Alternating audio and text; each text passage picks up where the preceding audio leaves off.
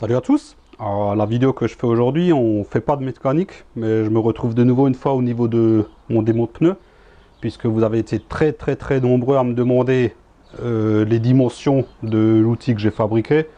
Donc j'ai toujours dit que je ferais une vidéo là-dessus, mais bon voilà, moi j'ai un boulot, je fais ça à côté, manque de temps, mais bon voilà, aujourd'hui j'ai un peu de temps, donc j'ai décidé de faire cette vidéo. Donc là, j'ai pris mon pied à coulisse, 1 mètre, et puis on va voir ensemble les dimensions de cet étrange appareil. Bon ben c'est parti.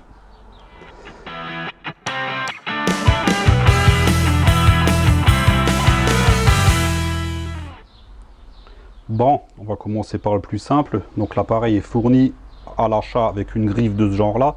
Donc ça c'est très bien pour tenir de la jante en tôle. Par contre sur de la jante alu, bien sûr, ça va les marquer, ça va les abîmer. Donc c'est pas top. Donc moi j'avais demandé à un tourneur fraiseur de me fabriquer un cône de ce genre là, qui d'une part va permettre de centrer la jante sur le support, et d'autre part va permettre de la sertir dessus. Parce qu'en effet, quand on va mettre l'écrou, forcément le cône il va s'appuyer sur le centre de la jante, ça va bien la plaquer et elle bougera plus et elle sera centrée et ce sera parfait. Donc ce cône là j'avais fait avec des dimensions un peu au pif, ça va sur bon nombre de jantes. Par contre là j'ai demandé récemment à ce que mon en fabrique un plus gros, puisque sur les 22 pouces que j'ai monté sur la chargeur, l'alésage central était 2-3 mm plus gros. Donc je l'avais pas montré sur la vidéo, mais en fait j'ai hyper galéré à faire tenir les jantes. J'avais dû mettre, bah tiens là ça traîne encore, avec un bout de scotch. En fait ce que j'avais fait, c'est que j'avais mis 3 petits morceaux de tôle comme ça, donc qui permettaient d'augmenter légèrement le diamètre. Bon, c'était du bricolage, ça a bien marché sur le coup, mais bon, du coup je me suis dit que il faudra que je fasse un cône un peu plus grand. Donc je vous donne déjà les dimensions de celui-là. Hop, on va faire ça comme ça. Voilà, donc j'avais demandé 30 mm de haut, avec un alésage central de 42 mm, puisque 42 mm en fait, hop, je vous montre ici, c'est bien le diamètre de ça. Comme ça mon cône il va pile poil dedans, il y a un tout léger jeu, mais c'est vraiment minime quoi. Voilà, hop, on revient par ici. Le petit diamètre, j'avais commencé, donc comme j'avais 42 d'alésage, j'avais commencé avec le petit diamètre à 45, pour finir avec le grand diamètre, hop, on va y arriver, à 70. Donc ça, c'est mon cône actuel, et le nouveau cône que j'ai commandé, et que je vous conseille de prendre le même si vous décidez de faire ça, j'ai pris le même diamètre intérieur, forcément, le même diamètre minimum, forcément. Par contre, j'ai pris 5 mm en plus sur la hauteur, donc 35, et j'ai demandé à ce qu'il aille jusqu'à 80. Donc 1 cm en plus, et pour que le cône soit pas trop prononcé, du coup je l'augmente de 5 mm en hauteur. Voilà, ça c'est pour le cône. Au niveau de l'écrou, j'ai juste soudé un morceau de tube dessus, que au final il s'avère que c'est inutile. Donc ce morceau de tube il servait à quoi? C'est vrai qu'au début j'ai pas trop réfléchi, moi j'ai monté ça un petit peu à la va-vite comme ça me venait. Il sert que quand c'est en place, que le support prenne appui là-dessus. Mais au final c'est totalement inutile, puisque une fois que le cône est en place, l'appareil forcément il peut prendre appui sur le cône. Donc c'est pas une obligation de mettre ce morceau de tube sur l'écrou. Hop, je vais tourner ça vers ici. Voilà. On va mettre l'écrou, enfin ouais, donc juste pour vous montrer que au final, même si on met pas ça, l'appareil lui il prendra très bien appui sur le cône, hein. Je sais pas si on le voit là, ouais on le voit. Enfin bref, moi j'avais mis ce bout de tube, donc ça c'est pas une obligation.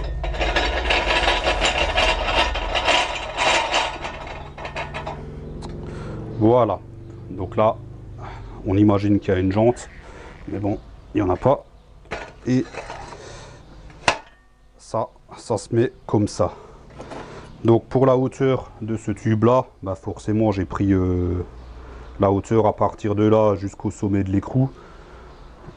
Après, si vous ne mettez pas ce tube là, forcément il faudra prendre la dimension à partir d'en bas. Le tube là, c'est un tube d'échappement de récupération, puisque, que je dise pas de bêtises, on va mesurer ça ensemble. L'écrou, bon, je vais pas le renlever là, il fait 51 mm extérieur, pardon. Et là, mon tube d'échappement, il fait, il est un petit peu déformé là-haut, on va mesurer là en bas. Il fait 52, donc il y a 1 mm de battement.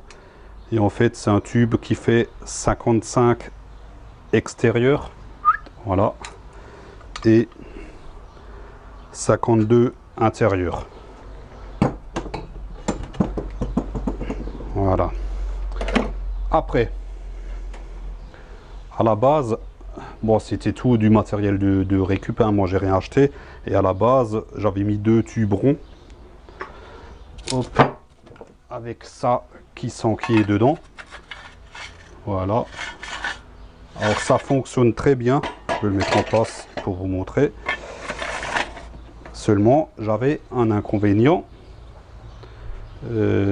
C'est que quand je forçais sur ma tête de démontage, du fait que ces 2 ronds, ça avait tendance à se vriller, en fait, dans ce sens-là. Forcément, le pneu il coince, nous on force, donc ça avait tendance à se vriller. Et ça, c'est du fait que les tubes sont ronds. Donc forcément, ils peuvent très bien coulisser les uns dans les autres. C'est pour ça que j'ai assez vite abandonné cette idée de tube rond. Et je suis passé sur du tube carré. Alors, j'ai choisi du tube. Hop. Le gros, c'est un 50 mm. Donc 46 mm intérieur, c'est ça. Bon, attendez, je vais le déboîter, ça sera plus simple à mesurer. Ouais, c'est ça, 46 mm intérieur. Et le petit qui s'emboîte dedans, c'est du 45. Donc pareil, il y a un petit millimètre de jeu. Ça permet de pouvoir coulisser librement et hop, ça c'est fait. Et une fois qu'on l'a serti, voilà, de toute façon, ça ne bouge plus. Voilà. Après, j'ai choisi délibérément, parce que j'aurais très bien pu faire prendre ce morceau à l'intérieur ici. Et en fait, moi j'ai choisi délibérément de remettre un autre morceau au-dessus. Tout simplement comme ça, avec ma barre. Est-ce qu'on va le voir? Oui, on va le voir. En fait, ma barre, voilà, ça sera mieux comme ça. Je la passe dans le tube ici. Voilà, donc je vous montre, je la passe dans le tube ici. Elle ressort ici. Et là, j'ai une bonne prise et il n'y a plus aucun risque de ripage. C'est vrai qu'au début, moi, je me prenais souvent comme ça, en prenant appui sur le tube là. Et je prenais appui ici. Mais ça arrivait des fois qu'on ne fait pas gaffe parce qu'on regarde le pneu. Au bout d'un moment, on rip. Moi, je touche du bois, j'ai jamais abîmé les jantes parce que c'est vrai qu'on part comme ça. Mais j'aurais très bien pu abîmer une jante en tapant dessus. Donc du coup, le fait de passer dans le tube, là, il n'y a plus aucun risque de ripage. Donc c'est vraiment du sûr à 100%. C'est pour ça que j'ai choisi de mettre deux tubes superposés. Voilà. Les parties, les tubes ronds, je les ai pas dessoudés puisque le tube d'échappement là c'est très fin. Si j'avais dû rentrer là-dedans avec une meuleuse ou quelque chose, j'aurais abîmé mon tube. Donc du coup je les ai laissés comme ça, même à la limite si une fois admettons que ça casse pour je ne sais quelle raison que je suis en train de changer les pneus, bah, je peux toujours encore remettre ça dedans et me servir de celui-là. Parce que ces 2 tubes là au final ils ne me dérangent pas, donc du coup je les laisse en place. Donc là on a vraiment une bonne prise. Voilà. Ça, c'est pour le principe de fonctionnement. Maintenant, les dimensions. Ça, c'est le plus important. Alors, les dimensions que j'ai mis là, je couvre les jantes normalement de 13 pouces, mais j'ai pas encore eu l'occasion d'en faire en 13. C'est vrai que 13, je suis quand même relativement limite dedans. Faudrait que j'essaye une fois, mais bon, ça devient de plus en plus rare les voitures en 13. 14, c'est sûr, puisque les jantes hiver de l'Aveo sont en 14. Donc 14, aucun souci. Mais de 13 jusqu'à 22. C'est vrai que 22, ça c'est ce que j'avais fait sur la Charger, mais 22, j'étais vraiment limite avec l'emmanchement là. Il devait rester 1 cm de prise à tout péter. Mais bon, comme c'est qu'un guide, hein, le point de force il se fait ici, donc de toute façon ici il n'y a aucune contrainte. Donc le fait que c'est emmanché d'1 centimètre, ça suffit amplement. Voilà. Je vais le tourner dans ce sens là. Bon, attendez, je vais même voir pour descendre un peu, comme ça l'appareil il sera à hauteur. Hop, on jacte en même temps, on fait tout ça en direct live. Voilà, voilà, et là on remonte, et voilà, et là c'est vraiment bien mieux. Donc mon mètre, on m'a piqué mon mètre, non, il est ici. Alors pour les dimensions, en partant du centre du tube, puisque là ça dépasse, bon on s'en fout de la distance que ça dépasse, mais en partant du centre du tube, à peu près j'ai 14 cm. Voilà. Le morceau que j'ai mis au-dessus, il est à ras avec celui-là, il fait 8 cm de long, il aurait pu faire 10, peu importe, c'est de la récup, hein. L'essentiel c'est qu'on arrive ici à... Ouais, je suis à 13,5. Ouais, 13,5. J'ai dit 14, non c'est plus 13,5. Le morceau qui rentre ici dedans, voilà, hop. Donc en partant du milieu du tube, donc vous voyez, je l'ai un peu évidé histoire qu'il épouse bien la forme du tube, histoire d'avoir vraiment un truc solide. Et celui-là, il fait 18 cm. 18 cm. Au niveau de la hauteur, je vais la dire en partant du haut, puisque en partant du bas, après ça dépend de à quel niveau vous mettez votre bague. Mais il faut quand même être assez haut, puisque suivant la jante, histoire qu'on puisse... Après, de toute façon, on peut jouer ici. Mais bon, le mieux, c'est de se placer le plus haut possible, puisqu'après, on pourra toujours redescendre par ici. C'est mieux que de ne pas pouvoir. Donc là, en partant du haut et en partant du milieu du tube, concentre, ici, on est grosso modo à 10 cm. Donc 10 cm le tube, voilà. Après, ici, ce morceau de tube, ça c'est du tube de plomberie, c'est du tube Galva. Donc ça doit être du 3/4 de pouce avec du demi-pouce à l'intérieur. Ouais, c'est ça, vue d'œil. Ça, c'est pas des dimensions en millimètres, hein, c'est vraiment des dimensions en pouces. Par contre, ici, c'est important qu'il soit rond, parce que suivant les jantes, le diamètre, forcément, il faudra pouvoir faire pivoter la tête. Après, carré, on pourrait pas. Donc, c'est vraiment important que ce soit rond. Donc ici, on s'arrête plus ou moins à ras de ce tube-là. Ce morceau-là, comme dit, c'est un demi-pouce. Il fait 10 de haut. Et le morceau qui s'emboîte dedans, il fait 22. Il pourrait faire plus, il pourrait même faire moins, puisque même si je le descends là, je suis plus bas que le support. Donc voilà, moi j'ai mis... ouais, partez sur un morceau de 20 quoi. La tête de démontage, c'est une tête qu'on trouve sur eBay, principalement aux États-Unis. Faut taper dans eBay nylon duck head, donc traduction tête de canard en nylon. Donc ça c'est vraiment pratique, puisque comme dit, ça n'abîme pas du tout les jantes. Voilà. Après, je pense avoir fait le tour, hein.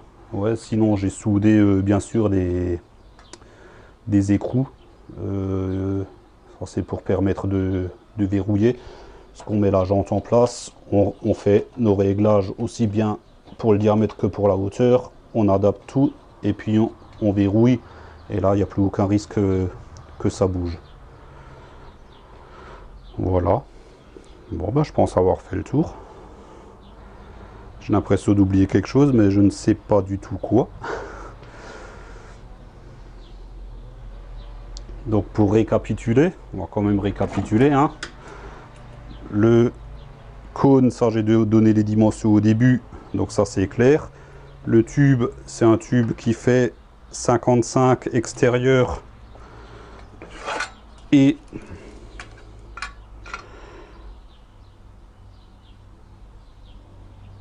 52 intérieur », puisque lui il fait 51. Le tube ici, c'est du 50. Ouais, c'est ça, 50. Lui, il est en 45. La dimension, je le répète, en partant du centre du tube, 13,5. Le petit morceau, il fait 8. Et le grand morceau là, qui s'emboîte, il fait 18. Celui-là, il fait 10. Voilà. Et le morceau qui s'emboîte, donc le demi-pouce, une vingtaine de centimètres. Là, j'ai 22. Donc ça, tuyau de plomberie, donc 3/4 de pouce, demi-pouce à l'intérieur. Voilà, voilà. Bon ben, là, je pense qu'on a vraiment fait le tour, hein. Donc c'était une petite vidéo rapide, mais au moins, maintenant, vous avez toutes les dimensions.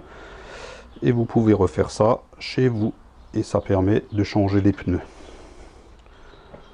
Bon bah ça y est, je pense avoir fait le tour de toutes les mesures. J'espère ne rien avoir oublié. Si vraiment il y a une mesure que vous avez besoin bien spécifique, n'hésitez pas à me demander en commentaire, hein, je vous la donnerai avec plaisir. Moi, malgré que j'ai beau réfléchir, mais bon, je pense vraiment avoir donné toutes les mesures utiles à la fabrication de ce démon pneu, hein. Donc je le répète maintenant, ça fait vraiment un moment que je m'en sers. Ça marche franchement super bien, hein.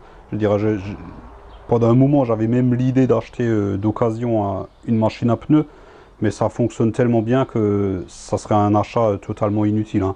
Comme dit, vous avez vu, même les 22 pouces de la chargeur, j'admets, j'ai galéré un peu, mais bon, voilà, ça se fait. Je veux dire, moi, je suis pas au rendement, j'ai pas besoin de faire du rendement, donc au lieu de monter le pneu en 2 minutes, je mets 5 minutes. Je veux dire, c'est pas dramatique, ça se fait vraiment très bien avec cet appareil qui fonctionne vraiment très bien. Donc voilà. Bon bah comme d'hab, hein, si la vidéo vous a plu, n'hésitez pas à mettre un pouce en l'air, c'est sympa, c'est ça qui aide la chaîne à grandir. Pensez à vous abonner si ce n'est pas déjà fait. N'hésitez pas à activer la petite cloche, sinon ça sert à rien. Et puis moi je vous dis ciao, à la prochaine.